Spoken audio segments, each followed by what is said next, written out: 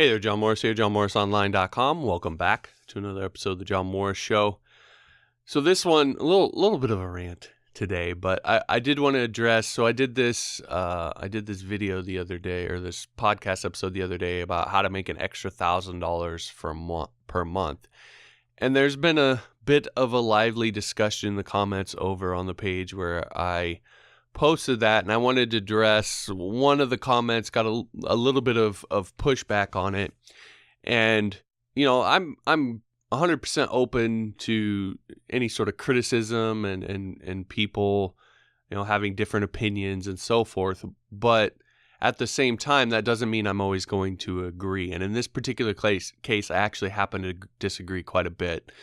So I want to go through this comment and kind of break it down and sort of give you my response to this, because I think this is a really easy trap to fall into with this sort of thing. And it is the thing that I did for a long time. And then when I finally decided to just start kind of start sort of doing things and buying into things, even if on the surface I thought maybe they were a little cheesy, it really did change things quite a bit for me, because oftentimes the things that have the most impact in what you do are things that are really, really simple and seem really basic on the surface, but they actually are very, very powerful when you do them. So I want to talk about all that in this episode. Of course, before I do, if you have any sort of questions or topics you'd like me to cover on the show, be sure to shoot me an email at podcast@johnmorrisonline.com. Read through those, and of course we'll be more than happy to cover the things that you'd like me to talk about here on the show. So be sure to do that. Again, podcast@johnmorrisonline.com. So this comment comes from, and I'm going to have trouble with this, I know, but I think it's Surgeon. And again, this was over on johnmorrisshow.com/255 if you want to read through the comments over there. But here's his comment. So he says, I'll give you my honest review of this podcast. 80% of this is fluff and basically teaching people how to count to 1,000, breaking down to show how 1K is not a big deal. Nobody will benefit much from this. Imagine if you were talking about sources where clients are desperate for certain kind of code and what freelancers need to know before being able to do it. If you're talking about freelance places like Upwork, very often programmers will bid much, much lower than $25. Just trying to inspire you to write something that people can actually use. So, like I said, I appreciate that. I take that at its face value. I believe that is exactly what Surgeon here is trying to do. But I'm going to push back a little bit here, because here's the question that I would have, and anybody listening to this, Surgeon, whoever, when I talk about how to make an extra $1,000 number, when I said that, when you first heard that, you saw that in the email, or you saw that wherever you happened to see that first, the Google Play playlist or iTunes, whatever, could you at that moment, before having listened to that episode, told me exactly how to make that extra $1,000? Could you have told me that math? The answer for most people would probably be no. And that's because most people have never really sat down to think about what it actually takes to make an extra 1,000 or 2,000 or 3,000 or whatever the number is. Most of us, what we do is we have these numbers in our head that we want to get to. Maybe it's an extra $1,000. Maybe for you it's 5,000 or 10,000, or maybe it's I want to make a 6-figure income in a year. I want to make $100,000 a year. We have these, or maybe it's in your lifetime you want to make $1 million at some point. Whatever. We have these numbers in our head, but we have no direct connection of what that will actually mean in terms of what we have to do on a daily basis in order to get there. And so if you have a number in your head, but you don't know what that number looks like in terms of extra products you got to sell, how much extra freelance work you got to do, what you need to do at your job, etc., if you don't have that, all that is daydreaming. It means nothing. It's just a daydream, and you're never going to achieve it because you don't have a plan to actually get there. And so what I was trying to show you with the math is A, yes, that it's not as big of a deal as you might think, but B, the importance of actually breaking down those numbers and knowing what that means on a daily basis. Here's another one that you'll often find. You'll often find that people say, God, I want to make an extra $1,000 or $2,000 a month, but they don't have a product they sell. They don't have a profile on Upwork.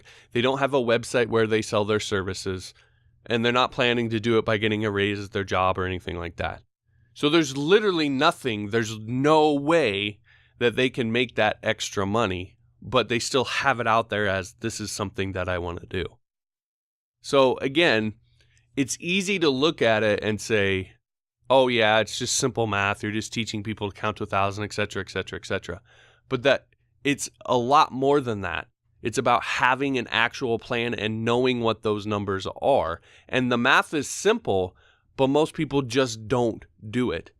And sometimes it's the simplest things that can have the biggest impact.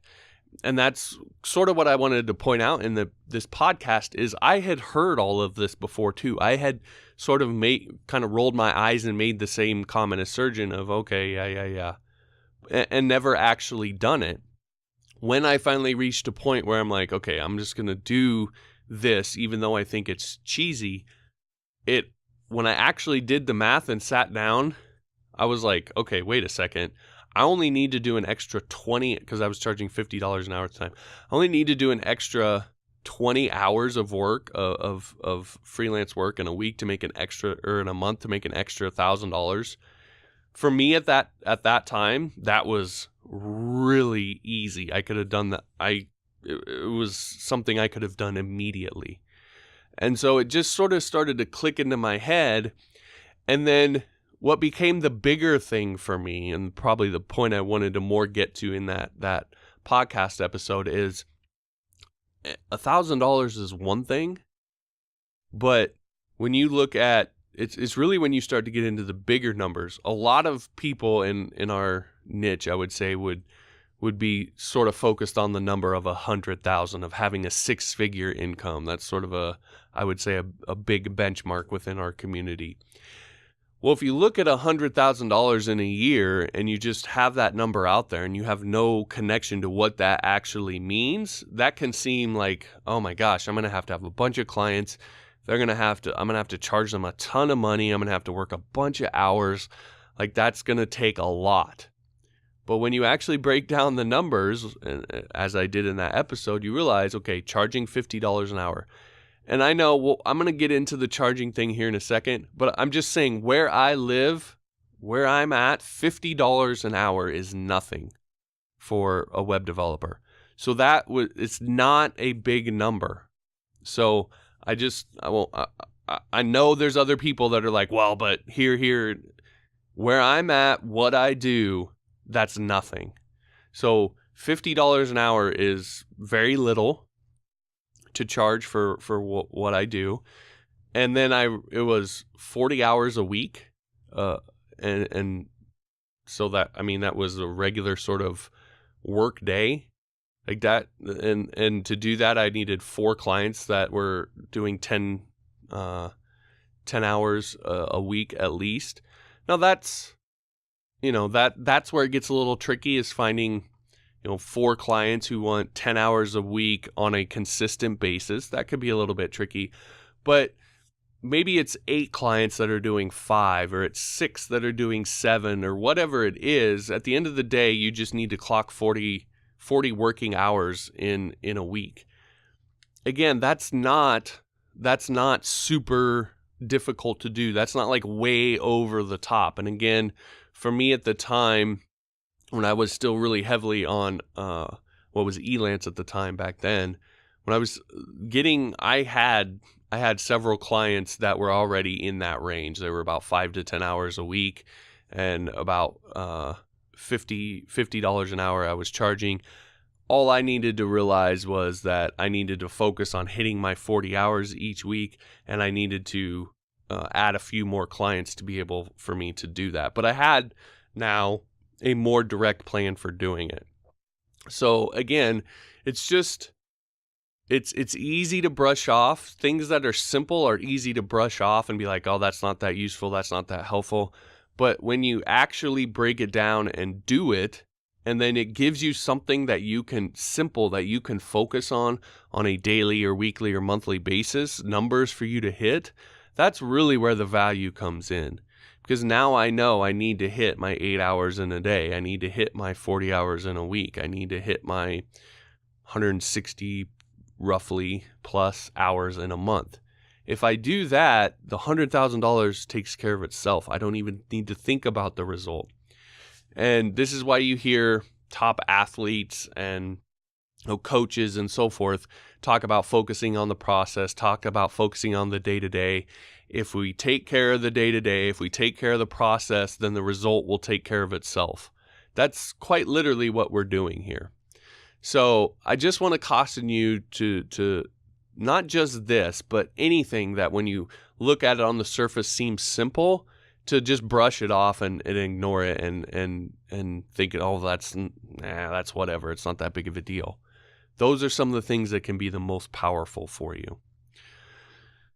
The second thing I want to talk about here then is he talks about, if you're talking about freelance places like Upwork, very often programmers will bid much, much lower than $25 an hour. So I've sort of harped on this quite a bit in the past, but there's two sides to this. First off, that's absolutely true. I mean, I would be lying if I said that isn't something that happened. But I think the point that I've tried to make over and over again in the past is the reason that happens is because those freelancers choose to play that game. Very often, the programmers that bid less than $25 an hour or bidding $5 an hour or $10 an hour on jobs, and I know this probably isn't 100% the case, but more often than not, when I talk to these people, this is what it is. Those people they are bidding less than $25 an hour, but they are also copying and pasting every bid that they make. They're bidding on every project that comes down the pipeline, and they're ultimately playing a numbers game. They're looking at freelancing and Upwork and so forth as a numbers game. And if that's how you look at it, then that's what you're going to get out of it. But you don't have to play that game. That is 100% you playing that game. There are freelancers over on Upwork right now who charge $50, $60, $70, $80, $90, $100 an hour. I've done videos where I've gone through these freelancers. There's freelancers over there that have made $200, $300, $400, even $500,000 on Upwork that are over there right now working.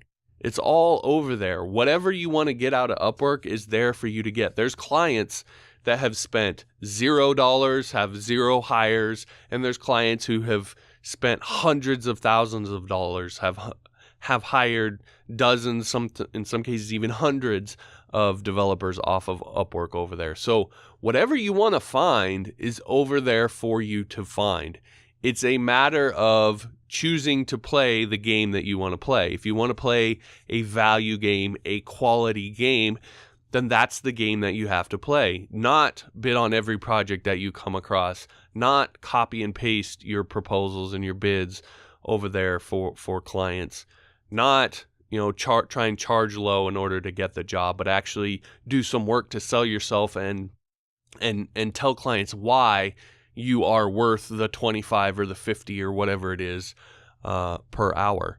You can choose to play whatever game that you want to play. Now, again, I will caveat all this by saying I don't live everywhere.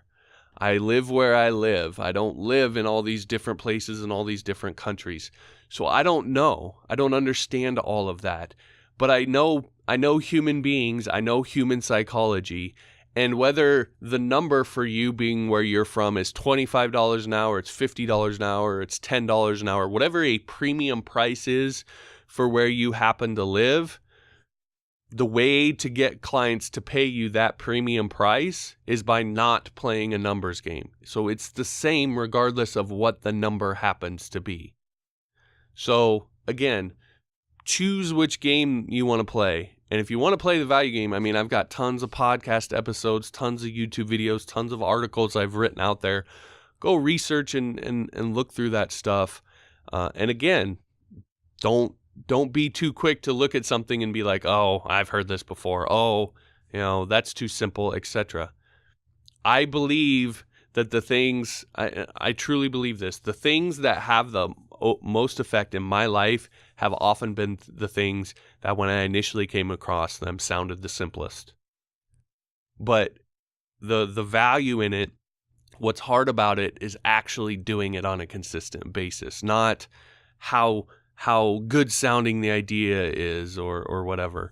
It's actually implementing it in a day-to-day basis. That's what's hard about it. So don't let simplicity be something. You should embrace simplicity, not run away from it, not brush it off. So anyway, that's my little rant for today. Again, I'm not trying to like bust on Surgeon and kind of sort of get in his face. I just wanted to address this because I think these are common things, common traps that people can fall into. And so I wanted to make sure that that's something that you're not falling into when it comes to your career, because ultimately at the end of the day, what matters is you getting what you want out of life. You've got one life to live. And so getting what you want out of it and making sure you're doing it in the way that you want to do it, and not letting other people and outside forces cause you to do things that you don't want to do. So there you go. That let that be what it is. So now, of course, as I sort of mentioned with every one of these podcasts, getting to the point where you can charge $25 an hour, 50, 75, whatever, getting to the point where you can deliver for clients like this, there is a certain level of skill that you need to attain. There are certain things that you need to learn how to do. And of course, I believe that my courses are one really great way that you can do that. In particular, if you're looking to learn PHP, all my PHP courses over at store.johnmorrisonline.com, I think are some of the most in-depth that are out there and are taught in a way that are going to really force you to dig into the why behind everything and not just learn what to type, but learn why you're typing it and why you're doing it that way. So I want to encourage you to head on over there again, store.johnmorrisonline.com. Check out the coding training that's there. See if there's something there that can help you get where you want to go on this whole journey that you're on. As a regular listener, you can use the coupon code JMO at checkout for 20% off anything in the store. Also, Udemy links, Skillshare links, all the different places where you can get access to the courses are over there as well. So that, like I said, that'll do it for this episode. If you want access to all the past episodes, all the subscribe links, iTunes, Android, TuneIn, that sort of thing, you can go to johnmorrisshow.com. And if you will leave me an honest review of the show, I will give you Module 1 of my PHP 101 course for free. Again, go to johnmorrisshow.com and click on the Start Here link. All right. Thanks for listening. We'll talk to you next time.